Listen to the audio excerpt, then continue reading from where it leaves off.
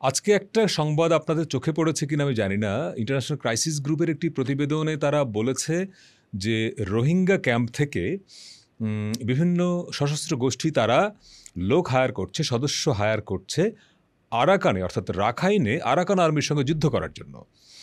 অনেকদিন ধরেই কিন্তু এটি বলা হচ্ছিল যে বাংলাদেশ সম্ভবত এই আরাকান আর্মি রোহিঙ্গা ইস্যুতে একটা প্রক্সি ওয়ারে জড়িয়ে যাচ্ছে। আপনাদের মনে থাকবে যখন করিডোর নিয়ে বিতর্কটা শুরু হলো সম্প্রতি, নিরাপত্তা উপদেষ্টা বললেন যে বাংলাদেশ প্রথমে করিডোর, তারপর বললেন মানবিক চ্যানেল, পররাষ্ট্র উপদেষ্টা বললেন যে নীতিগত সিদ্ধান্ত হয়েছে। অনেকগুলো বিতর্ক হলো না? রাজনৈতিক দলগুলো যখন এটার বিরুদ্ধে বলা শুরু করলো তখন সরকার ব্যাক ফুটে গেল। তখন সরকার বলল যে না, এরকম কোনো আলোচনা হয়নি। তখনই কিন্তু বিএনপির ভারপ্রাপ্ত চেয়ারম্যান, বিএনপির মহাসচিব মির্জা ফখরুল ইসলাম আলমগীর বলেছিলেন যে আমরা কোনো প্রক্সি ওয়ারে জড়াতে চাই না। এবং এই শব্দটা তিনি কেন বলেছিলেন? বাংলাদেশ জিওপলিটিক্যালি এমন গুরুত্বপূর্ণ একটা জায়গায়, মায়ানমারের সঙ্গে বাংলাদেশের একটা মাত্র নদীর সীমানা, তাই না?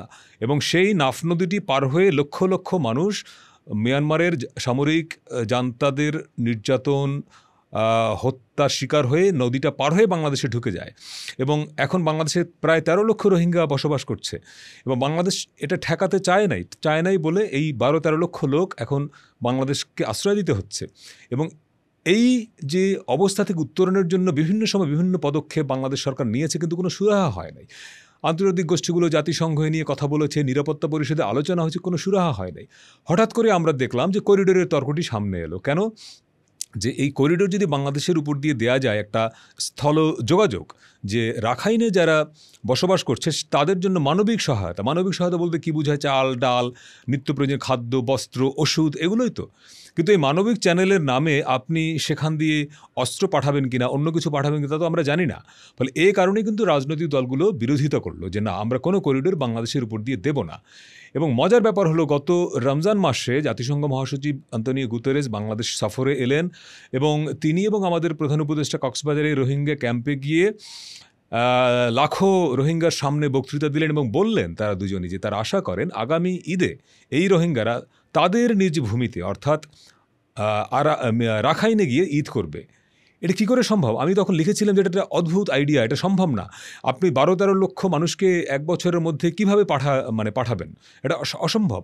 তারপরেও পরের দিন গুতেরেস বাংলাদেশের পররাষ্ট্র উপদেষ্টার সঙ্গে যে যৌথ সংবাদ সম্মেলন করলেন, সেখানে তিনি বলে গেলেন যে আরাকান আর্মির সঙ্গে বাংলাদেশ যেন আনুষ্ঠানিক যোগাযোগ স্থাপন করে। আরাকান আর্মি হচ্ছে মিয়ানমারের একটি সশস্ত্র বিদ্রোহী গোষ্ঠী যারা রাখাইন রাজ্যে স্বাধীনতা চায়, তারা আলাদা স্টেট চায় অথবা তারা স্বায়ত্তশাসন চায়, তাই না? এবং অলরেডি বাংলাদেশ মায়ানমারের যে প্রায় ২৭০ কিলোমিটারের সীমান্ত, পুরোটা রাখাইনের এই আরাকান আর্মির দখলে। এবং রাখাইনের যে গুরুত্বপূর্ণ শহর সবগুলো আরাকান আর্মির দখলে। এখন বলা হচ্ছে যে ৮০% বেশি ভূমি বা অঞ্চল আরাকান আর্মির দখলে। তার মানে আনঅফিসিয়ালি রাখাইন স্টেট কিন্তু এখন আরাকান আর্মিই চালাচ্ছে বেসিক্যালি। তাহলে এখন এই আরাকান আর্মির বিরুদ্ধে আপনি যদি যুদ্ধ করার জন্য এই রোহিঙ্গারা নতুন করে সংগঠিত হয়, সেই যুদ্ধের পরিণতিটা আসলে কী হবে?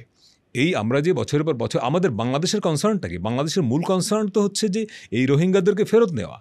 হয় মায়ানমার সরকারকে এই ১২-১৩ লক্ষ মানুষকে ফেরত নিয়ে যেতে হবে, যেটি তারা নেবে না, অথবা যারা রোহিঙ্গা ইস্যুতে খুবই সোচ্চার, বিশ্বের বড় বড় দেশ যাদের প্রচুর ভূমি আছে, যাদের অর্থনৈতিক শক্তি আছে, তারা ভাগ ভাগ করে এই রোহিঙ্গাদেরকে নিয়ে যাক। অথবা জাতিসংঘ এমন একটা ব্যবস্থা করুক, মিয়ানমারের কোনো জায়গায় একটা তাদের নিয়ন্ত্রণে একটা সেফ জোন করুক। বাংলাদেশের পক্ষ থেকে ১২-১৩ লক্ষ মানুষকে বছরের পর বছর ধরে আশ্রয় দিয়ে রাখা। আবার এই রোহিঙ্গাদের জন্মহার এত বেশি, প্রতি বছর এখানে যে পরিমাণ শিশু জন্মায়, এরা বড় হয়ে যাচ্ছে। তাহলে এরাও তো ধীরে ধীরে এই লোকগুলো কি বাংলাদেশের মূল স্রোতে মিশে যাবে? বাংলাদেশে কি সেই সক্ষমতা আছে? তার মানে কি এই যে এখন নতুন করে আলোচনাটা এলো যে রোহিঙ্গারা মায়ানমারে যাচ্ছে আরাকান আর্মির সঙ্গে যুদ্ধ করতে, এর পরিণতিটা কী হবে? যদি সত্যি সত্যি এই যুদ্ধের সঙ্গে মিয়ানমার সরকার জড়িত হয়ে যায়, মিয়ানমার সরকার যদি বাংলাদেশ এবং মায়ানমারের সীমান্তে এই আরাকান আর্মিকে প্রতিহত করার জন্য কোনো মিসাইল ছোড়ে বা কোনো বোমা ফেলে, বাংলাদেশের রিয়াকশনটা কী হবে? এবং এই যে ২৭০ কিলোমিটার সীমান্ত দখল করে ফেললো মায়ানমারের এই সশস্ত্র বিদ্রোহী গোষ্ঠীটি, বাংলাদেশের রোলটা কী এই ইস্যুতে? রোহিঙ্গা ইস্যুতে বাংলাদেশের কূটনীতি যে বরাবরই ফেল করেছে, এটা তো খুব পরিষ্কার। তার মধ্যে এই ইন্টারন্যাশনাল ক্রাইসিস গ্রুপের এই আলোচনাটি, এই প্রতিবেদনটি খুবই উদ্বেগের বিষয় আমাদের জন্য। আপনাকে মনে রাখতে হবে যে গুতেরেসের বাংলাদেশ সফরের পরপরই এই ইন্টারন্যাশনাল ক্রাইসিস গ্রুপের একটি প্রতিনিধি দল প্রধান উপদেষ্টার সঙ্গে বৈঠক করেছিল এবং জাতিসংঘ মহাসচিব যে ভাষায় কথা বলেছেন, যা বলেছেন, এই ক্রাইসিস গ্রুপ তাই বলেছে। তার মানে কি যে এই আরাকানের এই অঞ্চলটি, অর্থাৎ মিয়ানমারের যে অঞ্চলটি রাখাইন, এটিকে নিয়ে দীর্ঘদিন ধরেই পশ্চিমা বিশ্বের যে একটা ইচ্ছা, একটা নতুন রাষ্ট্র, একটা অন্য মানে স্বাধীন রাষ্ট্র গঠন করা, সেদিকেই তারা কি যাচ্ছে? যদি তারা যায় সেটি তাদের এজেন্ডা, কিন্তু বাংলাদেশের রোলটা কী হবে? বাংলাদেশ কি তাহলে সেই যুদ্ধের মধ্যে, মায়ানমারের সঙ্গে সেই যুদ্ধের মধ্যে বা সেই কনফ্লিক্টে বাংলাদেশ জড়িয়ে যাবে?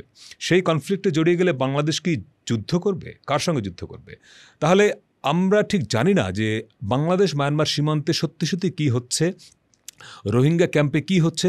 এখানে আমাদের গোয়েন্দা বাহিনীর নজরদারি সবসময় থাকে, কিন্তু নজরদারিটা আরও বাড়ানো প্রয়োজন মনে করি। এবং সীমান্তে সত্যি সত্যিই মানে বাংলাদেশের নিয়ন্ত্রণ কতটুকু আছে, বাংলাদেশ মায়ানমার সীমান্তে বাংলাদেশের নিয়ন্ত্রণ কতটুকু আছে, এটি বড় প্রশ্নের বিষয়। এবং আগামী দিনের রাজনীতি, আমার ধারণা যে এই সীমান্তটি নির্ধারণ করবে যে আগামী দিনের এই আমরা এখন বলছি ফেব্রুয়ারিতে নির্বাচন, সংস্কার, অনেক কথা বলছি তো, বিচার, এর কোনো কিছুই কিন্তু আপনি অ্যাচিভ করতে পারবেন না যদি সীমান্তটা অস্থিতিশীল হয়ে যায়।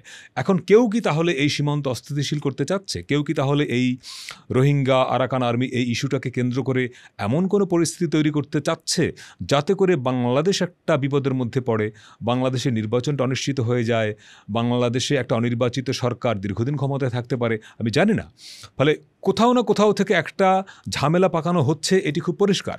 বাংলাদেশের মানুষের সচেতন থাকা দরকার। পলিটিক্যাল পার্টিগুলোকে এখন এই বিষয়ে খুব জোরে কথা বলা প্রয়োজন। করিডোর ইস্যুতে পলিটিক্যাল পার্টিগুলো এদের মতাদর্শ ভুলে যেমন সবাই এক সুরে কথা বলেছে, আমার কাছে মনে হয় যে এই আজকে ক্রাইসিস গ্রুপের যে প্রতিবেদনটি সব দলের ভালো করে পড়া দরকার এবং সত্যি সত্যিই রোহিঙ্গা ক্যাম্পে কী হচ্ছে, রাখাইনে কী হচ্ছে এবং সীমান্তে কী হচ্ছে খুব ক্লোজলি মনিটর করা দরকার। এবং ইন্টারন্যাশনাল শক্তিগুলো কী চাচ্ছে, আসলে তারা যাই চাক না কেন বাংলাদেশ সেখান থেকে কোনোভাবে ভিকটিম হয় কিনা, এটি আমাদের সচেতন থাকতে হবে এবং সরকারের উপরে চাপ প্রয়োগ করতে হবে। বাংলাদেশ যদি সত্যি সত্যিই কোনো বিপদের মধ্যে ঢুকে যেতে থাকে, তাহলে পলিটিক্যাল পার্টিগুলোকে খুব জোরালোভাবে করিডোর এবং বন্দর ইস্যুতে যেভাবে তারা জোরে কথা বলেছে সেভাবেই তাদের ভয়েসটা রেজ করতে হবে। এবং আমি কেন বলছি যে বাংলাদেশ একটা ট্র্যাপে পড়লো কিনা বা বাংলাদেশের ঝুঁকিটা কোথায়, জাতিসংঘ যেরকম বলেছিল যে আরাকান আর্মির সঙ্গে যোগাযোগটা বাড়ানো এবং করিডোরের তর্কটা যে কারণে উঠলো যে রাখাইনে আরাকান আর্মির সঙ্গে যোগাযোগ বাড়ানো, সেই সঙ্গে রাখাইনে মানবিক সহায়তা পাঠানোর জন্য যে করিডোর কিংবা পরে যে যার নাম দেওয়া হলো মানবিক চ্যানেল, ক্রাইসিস গ্রুপ কিন্তু একই কথা বলছে এখন যে বাংলাদেশের উচিত আরাকান আর্মির সঙ্গে যোগাযোগ বাড়ানো, রাখাইনে বাণিজ্য ও সহায়তা জোরদার করা। বাণিজ্য সহায়তা জোরদার করা মানে কি? আপনি কীভাবে সহায়তাটা জোরদার করবেন? তার মানে পরোক্ষভাবে তারা কি সেই মানবিক চ্যানেল, সেই করিডোরের আলোচনার মধ্যেই কি আছে? ফলে সব কিছু নিয়ে আমার কাছে মনে হয় যে রাজনৈতিক দলগুলোর এখন সরকারের সঙ্গে কথা বলা দরকার যে আসলে রোহিঙ্গা ইস্যুতে, আরাকান আর্মি ইস্যুতে, রাখাইন ইস্যুতে কী হতে যাচ্ছে, বাংলাদেশের ঝুঁকিটা কোথায়। দেশের যদি ঝুঁকি থাকে তাহলে সেই ঝুঁকি মোকাবেলায় বাংলাদেশ সরকার কী করছে খুব পরিষ্কার থাকা দরকার, মানুষকে জানানো দরকার যে তারা আসলে কী করছে। এবং যদি সত্যি সত্যি কোথাও ঝুঁকি থাকে, সেই ঝুঁকি মোকাবেলায় যদি বাংলাদেশের মানুষকে কীভাবে সম্পৃক্ত করা যায় এবং কীভাবে আশ্বস্ত করা যায়, এবং এই যে রোহিঙ্গাদেরকে সত্যি সত্যিই প্রত্যাবাসনের জন্য সরকার যেসব উদ্যোগ নিয়েছে সেখানে ত্রুটি বিচ্যুতি যা আছে সেগুলো দূর করে কী করে সত্যি সত্যিই এই প্রত্যাবাসন প্রক্রিয়াটাকে সফল করা যায়, তার জন্য জোরালোভাবেই এখন কথা বলার সময় হয়েছে। এবং আমি মনে করি দর্শক, আপনিও এই বিষয়ে আপনারও ভাবনা আছে, আমাদের রোহিঙ্গা ইস্যুতে, আরাকান আর্মি ইস্যুতে, মায়ানমার ইস্যুতে আপনারও ভাবনা আছে এবং বাংলাদেশের অস্তিত্বের প্রশ্ন এটি। বাংলাদেশ নিশ্চয়ই কারোর সঙ্গে যুদ্ধ করতে চায় না, যুদ্ধ করবে না। তাহলে এই সংকটের সমাধান কীভাবে হতে পারে, আপনি নিজেও আপনার মতামত কিন্তু জানাতে পারেন, আমাকে কমেন্টে লিখতে পারেন। ধন্যবাদ।